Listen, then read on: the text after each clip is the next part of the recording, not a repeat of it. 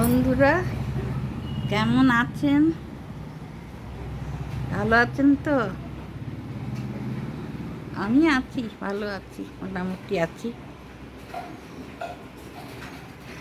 আজকে একটা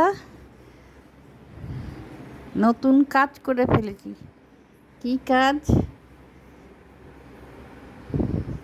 জানি না, ভুল করেছি কি ঠিক করেছি আপনারা জানাবেন। হ্যাঁ, পুরানো তুলসী গাছ, অনেক তুলসী গাছ হয়েছে ছাতে। পুরানো তুলসী গাছ তুলে ওই টবেই আবার মাটির সাথে মিশিয়ে দিয়েছি আমি। খুব কি ভুল করলাম নাকি ঠিক করলাম, আপনারা জানাবেন। একটা কথা আমার মাথায় পরে এলো যে মানুষ মারা গেলে যেমন দেহদান করে, আরও 5টা মানুষ বেঁচে যায় তাদের দানে, আমার যেন মনে হলো গাছও যেন বলছে আমাদের যেখানে সেখানে আমরা চলে গেলে ফেলো না, আমাদের সেই মাটিতে মিশিয়ে দাও, আমরা আবার নতুনভাবে তোমাদের দেখা দেব, নতুনভাবে তোমাদের দেখা দেব। মানে তারাও দান করতে জানে। মনে খুব শান্তি পাচ্ছি এটা ভেবে। মানে দান করার জন্য শুধু মানুষ নয়, উদ্ভিদ জগতও তৈরি আছে। আপনারা কি বলেন? জানাবেন, অবশ্যই আমাকে জানাবেন। আপনাদের উত্তরের অপেক্ষায় রইলাম। কারণ তুলসী গাছ বলে কথা তো, আমাদের ঠাকুর বলে মানি।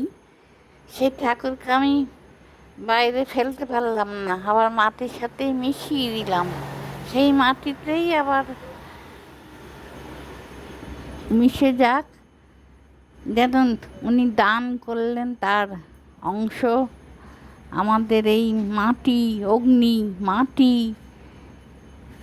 সব শুদ্ধ তো, সবই পৃথিবীর অংশ। আবার নতুন ফসল হোক তার উপরে, মানে ভালো লাগছে।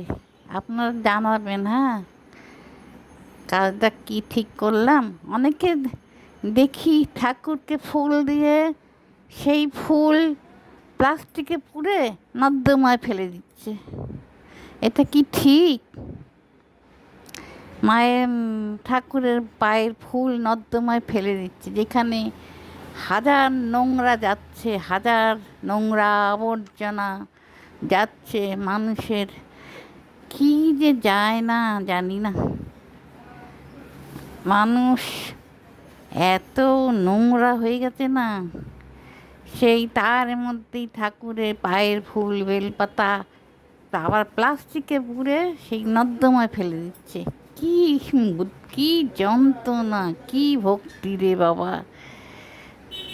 কেন সেই ফুল টুলগুলো না পারিস একটা টবে রেখে একটু মাটি চাপা দিয়ে দে, দেখবি আবার সুন্দরভাবে গাছ হবে, ফুল হবে, তাদের দানেই আবার বেড়ে উঠবে নতুন গাছ, নতুন জন্ম, নতুন প্রাণ। ঠিক বললাম কি না বলুন? মানুষ তো এখন অঙ্গ দান করে যায়, তাদের আমি নমস্কার জানাই, স্যালুট জানাই। যাক যাক, আপনারা জানাবেন। হ্যাঁ, কাজটা ঠিক করলাম কি না, আপনাদের মতামতটা জানাবেন। আপনাদের উত্তরের অপেক্ষায় রইলাম। নমস্কার নেবেন,